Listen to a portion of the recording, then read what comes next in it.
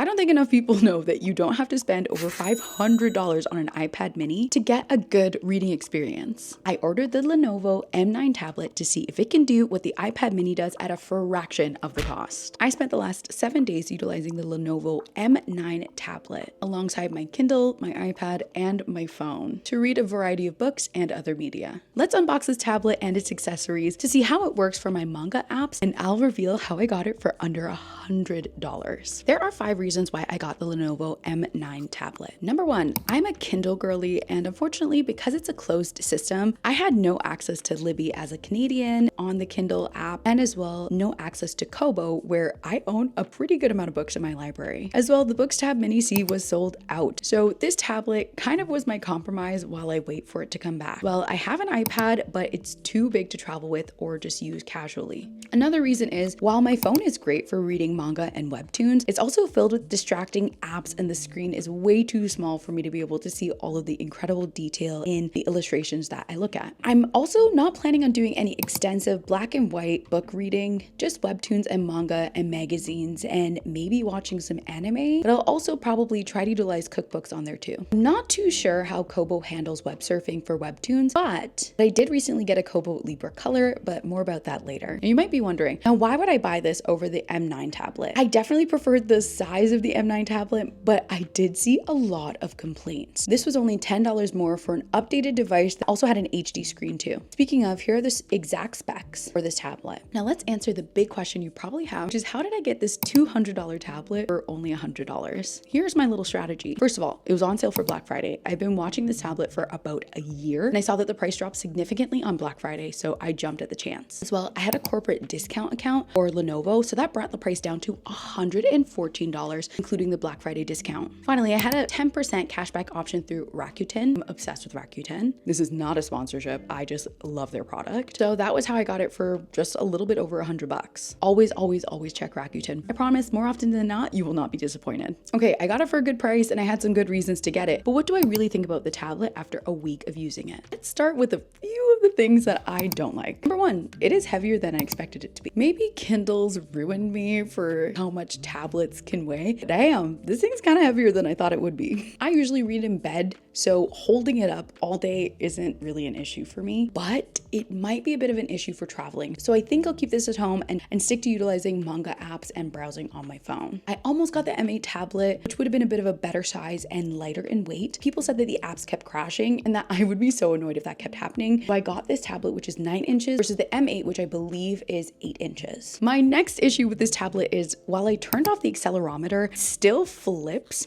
It seems like some apps can still override my accelerometer settings, so it still flips, which is very annoying because I like to read my tablet vertically, not horizontally, even for manga and webtoons. So I just kind of have to brace my wrist a certain way. I might try utilizing my tablet stand in bed as well, and that might help. Maybe I'm being a little picky for this one, but the next thing that I kind of find annoying is when I'm scrolling on webtoons, the scroll isn't very smooth. It feels a little bit stuttery when I do that, and I have to kind of do a little secondary scroll sometimes when I'm on there. Next is something that happens on all tablets, but it's still annoying nonetheless, and that is that this tablet was filled with apps that I just did not need, and I had to clear through, and that took a pretty good amount of time. Some of them were sneaky and like hidden in the menu to dig around and delete all of them. That was pretty annoying. Finally, this one I think is a little bit picky and might annoy people, but I am an Apple user. I have an iPad, I have a MacBook, and I have an iPhone. So getting used to the Android UI has been a little bit annoying, especially because some of the actions aren't extremely intuitive. Things like pulling down the menu to do a quick search, learning where to even search for apps on here, not exactly the easiest thing. The reason why I said this is a bit picky is the same thing happens to me when I use my fiance's phone. So I don't know if it's this tablet's issue so much as me being an Android noob.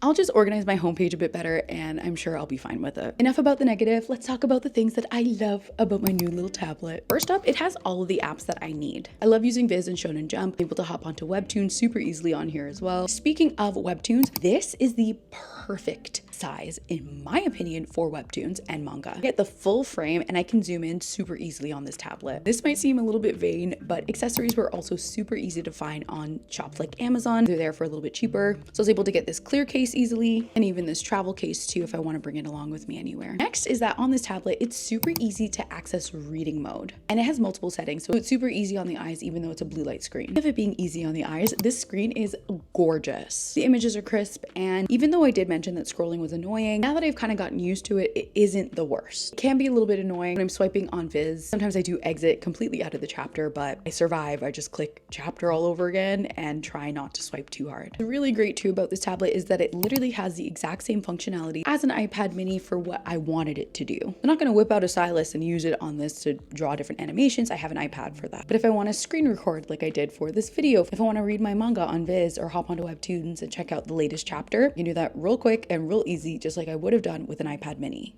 Also, the price, $100 versus $500, even at regular price, $200 versus $500. That is a no-brainer for what I'm trying to do with this tablet. As well, this has some pretty standard Android features, including Face ID. It also has an updated Android OS. I'm able to download Kindle and Kobo on here too if I wanted to just scroll through the stores. I'll know how I feel about the Kindle App Store. This is a lot easier for me to utilize and just find new books and then refresh my Kindle and utilize it on there. Same way that I do with my phone. Final thoughts. Do I regret getting this instead of an iPad mini? Honestly, no. This tablet has everything I was looking for and more in an Android reading device. Not gonna lie, I'm kind of happy that the Books Mini Tab C was sold out and that I was never going to get an iPad mini for this, just so I can give something like this a try. The only thing that the Lenovo M9 tablet doesn't have that I really miss is the lack of e-ink Kaleido screen technology. So watch this next video as I unbox my Kobo Libra Color and I share how I got it for free.